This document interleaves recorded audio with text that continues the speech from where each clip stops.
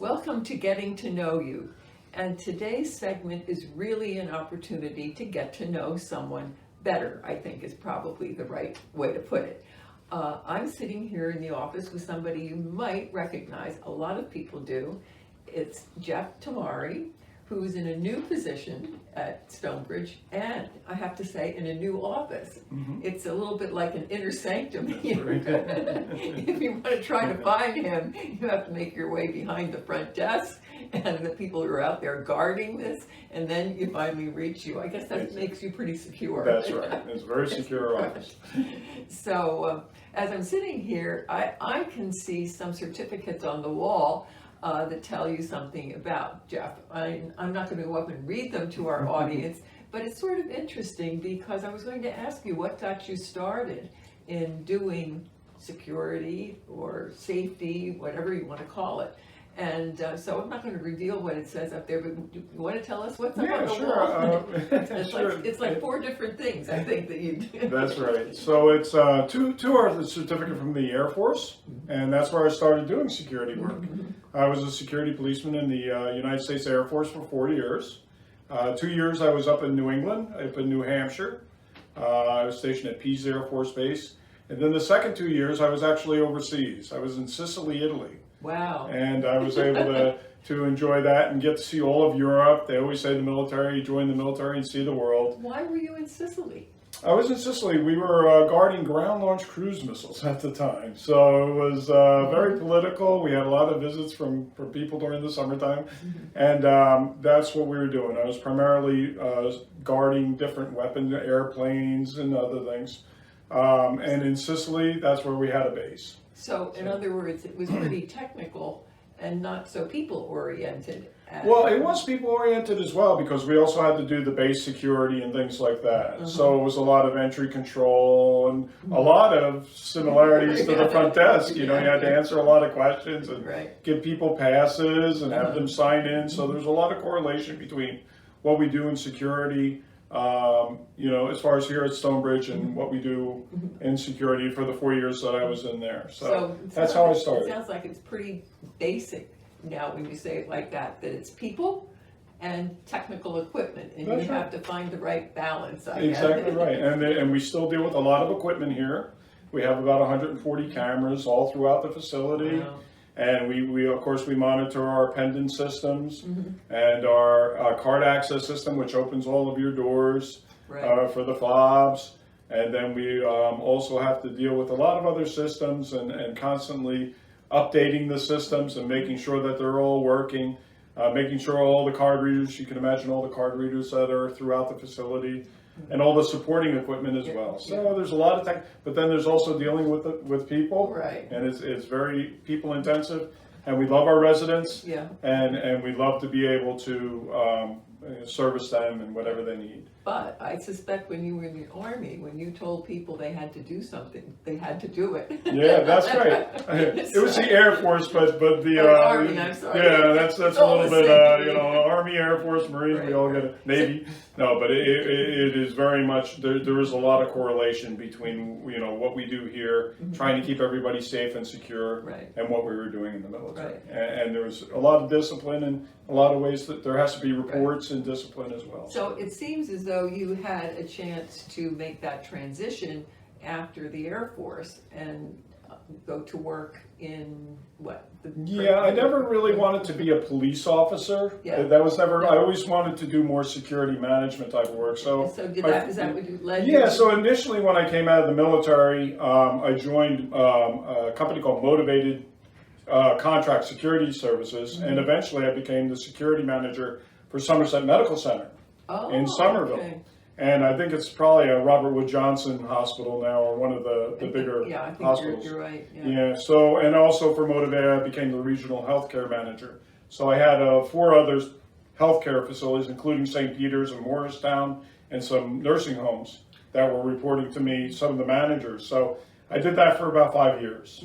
And was that a time when things were changing with the bigger corporation? And not yet, because this was mid-'80s. So from the mid-'80s until just at the end of the '80s, that's when I was involved with a lot of healthcare security and with Somerset Medical Center. at the time. But the transition from military to more of the civilian type of security, there was a lot of help, and there's one of the things the military taught me a lot was attention to detail, and being able to just be detail oriented and to be able to do that. Also, I got to say that one of the big values of my dad growing up in the Depression era, he was always very, very concerned about security. Really? Family security, financial security. And it was just one of those things that, I grew up, that was one of the main values in that, because they knew what it was not to have. Right. Finances not to be very secure because they were living in dire times. So that was always a value of my dad that was ingrained in both my brother and I. So That's interesting you should say that, because when I was thinking about how to introduce you, my instinct was to say you were the safety manager, not the security manager. Right. And I immediately had this vision of safety patrols, kids with the banner and helping other kids be safe. Right. And I thought, this has been with us for a long time, and how much it has changed. Yeah. But it's still the same thing. Yeah, it really is. Safety and security are really inseparable in a lot of ways. We're constantly concerned about, yes, security, but also, with the safety concerns and what we do here. And everything is really very concerned with the residents, their security. When they leave the facility, making sure the doors are locked every night, doing patrols through the lots at nighttime, making sure the right people go through the door. Right. But then also for the safety concerns, worrying about the fire alarms, worrying about, the pendant activations and making sure that people get help when they need to have help, making sure there's nothing that they're going to trip on or, basic safety issues. But they really are inseparable. Security and safety are really, really important issues. And it's an important thing that the administration here is very concerned. We have a safety committee that meets every month, and we go through this. We tally up all of our... On the staff. On the staff, right. And we tally up all of our... We average between 35 to 40 incidents a month where we actually do reports, reportable incidents. So, I'm sorry, I'm going to turn... That's okay. While you're doing that, I'm not sure that Jacques can get this on the camera, but you told me there's a new box down there in the corner, and it was just installed. Yeah, just today we just installed some what we call UPSs, or uninterrupted power sources. They're batteries. They're just essentially batteries. And what they do is when the power switches over to the generator power, which we had, the whole community is a generator backup. But there's a certain amount of time between when the power goes down and the generator kicks in. So to keep all of our security systems and many, many other systems active throughout the community, we have to have these batteries called UPSs.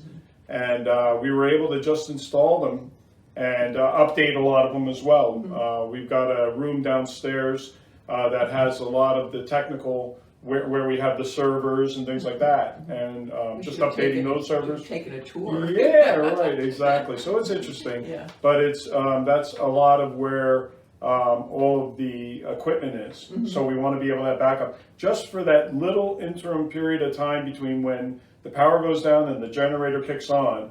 There's a little glitch that can affect computers. Sort of a second. So you have to have the UPS backup on there. So, and that's what we got completed today. Maybe we should say a little something about the sort of the people involvement, maybe sort of the prevention part of this, because you've been going around meeting with people here just to talk over. How's that been going? Yeah, it's been going really, really well, and it's been really well accepted, and I really appreciate everyone taking the time out of their schedules just to attend these. We've been going to the floors themselves and giving safety talks, and we've been talking about fire prevention. We've been talking about what to do in the event of a fire alarm. We've been talking about weather incidents like tornadoes and hurricanes and where to go and what to do, close your curtains and wear heavy coats and things like that. We've also recently been doing a lot of work with active shooter. We've been having a gentleman by the name of Dave Widener He's the New Jersey Association of Healthcare emergency director. And he came in just recently and talked to our residents about what to do in the event of an active shooter. And the staff also, we were able to coordinate with the staff and have a lot of the staff involved in a classroom, what we call a tabletop exercise, as well as doing a drill where we had more than 60 of our staff involved. Really? Where we were doing an actual drill where we simulated an active shooter coming in, just to be prepared. Other than think when we see it so much in the news and it's so sad, but just for us to be able to think through that. So, and we've been able to do some other training as well. But yeah, and eventually we had to put one of the safety meetings, which was to meet all of the new residents and give them kind of a safety and security orientation. But because of some staffing issues and things like that, we had to put that on hold. So hopefully in the next month or two, we're going to start that back up and meet with all the new residents as well. So that's sort of a way of illustrating that you are organizing this, but to have the real safety measures be implemented, it means everybody has to be engaged. Absolutely. Yeah. And you have to think about it. Yeah, that's And very, people very have true. very simple questions that can be very confounding, like, may I open up the doors after they close because there's been a fire alarm? Right. Are you allowed to open the doors? Yeah. So in a lot of ways, I mean, it depends. It's very situation specific. So it really depends on the situation. But if you hear those fire alarms going on, you don't need to go out the building like in a lot of situations, which a lot of the new residents are confused about. For the older residents, we know, and sometimes the alarms go a little bit too long, but that's because if it goes to a second detector, then we have to wait for the fire department to come and give us permission. Right. Maybe we should say a little something about what do you do in your apartment so that the fire alarm doesn't go off when you are cooking something. That's a very good point. So the most important thing is to turn the overhead fan over your oven on. Before you start. Before you start, And don't start to cook and then start to do something else, like take a shower or something to that effect, which we've had in the past. You just be careful. If you do think that there's a little bit too much smoke, you can always open up your back door. Don't open up your door to the hallway because there's usually a very sensitive detector right outside the hallway, and if you have both doors open, it tends to blow that smoke out there, and we don't want a second detector if we can avoid it. If it's just a small burnt toast, we get a lot of, and bacon. So bacon and French toast. I always go and open up my balcony door. Exactly. Well, thanks so much for taking time to talk with us. Jock is here doing the videographing and with me. Because this is another way that we can let people know that, one, we're concerned about safety and security, but also that it really takes all of us to make us safe. That's very true. And so we want you to have lots of helpers, and we're glad to welcome you here. Thank you very, very much. Thank you so much, I Jeff, really for being with us. Thanks. And so you've got the message.